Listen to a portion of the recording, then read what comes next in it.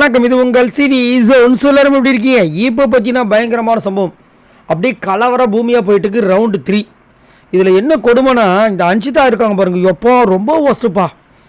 அதாவது எல்லாருமே அந்த கல் எடுக்கிற ஆர்வத்தில் வந்துட்டு முத்துக்குமரன், அதுக்கப்புறம் அந்த டீம் சர்வா ஜெஃப்ரி, முத்துக்குமரன் பின்னாடி வந்து நம்ம தீபக் நிற்கிறாரு. அந்த பக்கம் பார்த்தீங்கன்னா விஜய் விஷாலும் அருண் நிற்கிறாரு. ரயான் ஒரு பக்கம் நிற்கிறார். ரயான் கொடுக்குற கல்லை வாங்கிறதுக்கு ரஞ்சித் ரெடியாக இருக்கார். இந்த பக்கம் ரயானும் பார்த்தீங்கன்னா ஒரு கால் உள்ள ஒரு கால் வெளியே தான் இருக்கார். அதேமாதிரி அந்த சைடும் பார்த்தீங்கன்னா முத்துக்குமரன் ஒரு கால் வெளியே இருக்கார். இங்கேருந்து இன்ஸ்ட்ரக்ஷன் கொடுத்துட்டே இருக்காங்க மஞ்சரியும். முத்துக்குமரன் காலை எடுத்து பண்ணியாதுன்னு. ஆனால் ஜெஃப்ரி மட்டும் அந்த காலை எடுத்து கரெக்டாக அந்த ஒரு ரெட் கலர் மார்க் லைன் இருக்கும் உள்ளே தான் வச்சுருக்காரு. அங்கேருந்து குரல் கொடுத்துட்டே இருக்காங்க, கண்டுக்கிறதே கிடையாது. இதில் அன்ஷிதா போகிறாங்க. இதில் வேறு அன்ஷிதா என்ன சொல்லிட்டு போகிறான், அவன் எங்கே கரெக்டாக தான் வெளியே தான் நிற்கிறான். பார்த்துக்கிட்டே இருக்காங்க, அவர் உள்ளே தான் நிற்கிறாரு. என்னடா இதுன்ற மாதிரி ஆச்சு. அதுக்கப்புறம் இதில் என்ன கொடுமையாக போச்சுன்னா, அந்த கோடுக்குள்ளேருந்து வந்து எடுக்கக்கூடாதுன்னு கேப்டன் சொல்லிட்டு போல இருக்குது.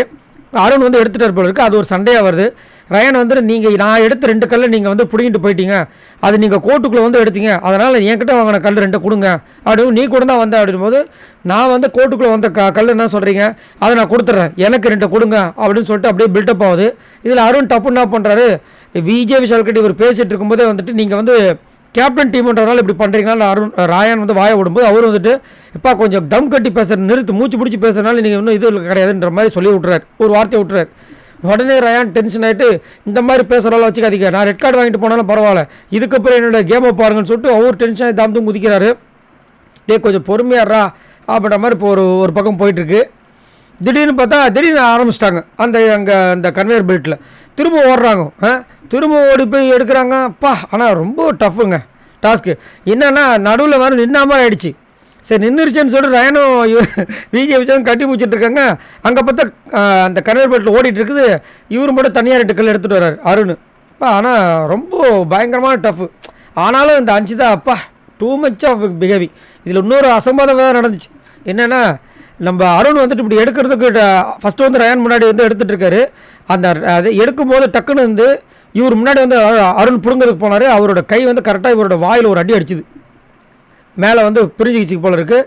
லைட்டாக ரத்தம் வந்த மாதிரி இருந்துச்சு போல இருக்குது. அதை வேறு பார்த்து பயந்துட்டாப்பில். அதுக்கப்புறம் முத்துவை கூப்பிட்டு கொஞ்சம் பாருன்னு சொல்லும்போது பார்த்தா மேலே லைட்டாக கிழிஞ்சிருக்கு. இவர் எல்லாம் சின்னதாக சொல்லுவார் எப்பயுமே முத்துக்குமரன். ஏன்னா அவர் ஸ்போர்ட்டினஸாக போனோன்னு சொல்லிட்டு அவருக்கு விழுந்த அடியே வந்து ஒன்றும் இல்லை பரவாயில்லன்ற ஆள்.